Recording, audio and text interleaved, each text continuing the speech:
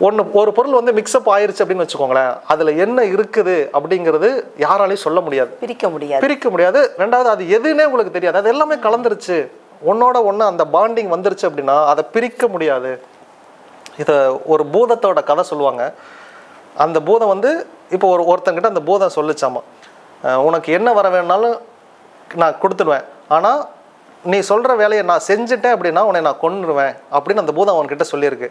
Okay, ஒரு tumbler தண்ணியை எடுத்து அவர் கடலில் ஊற்றிறாரு. சரி, நான் ஊற்றின தண்ணியை திரும்ப கொண்டு வா அப்படின்னு சொன்ன உடனே அந்த பூதத்தினால செய்ய முடியல. தண்ணி ஒன்னோட ஒன்று கலந்துருச்சுன்னா நான் ஊற்றின தண்ணியை உங்களால் பிரித்து எடுக்க முடியாது. அதே மாதிரி ஒரு திரிவேணி சங்கமத்தில் ஒன்னோட ஒன்று நீர்கள் கலக்கப்பட்டுருச்சுன்னா அதை பூதத்தினாலே எடுக்க முடியாது, அது கலந்துருச்சு, அவ்வளோதான். இப்போ அதுக்கு சக்தி பல மடங்காக மாறிடுச்சு, அது வேற ஒரு பரிணாமத்துக்கு போயிருச்சு. அதனால நீர் அப்படிங்கிறதுக்கு ஞாபக சக்தி உண்டு. இதை நிறைய அறிவியலாளர்களே ப்ரூஃப் பண்ணியிருக்காங்க. நீங்கள் என்ன பேசுகிறீங்களோ அதை ஞாபகம் வச்சுக்கும் தண்ணி.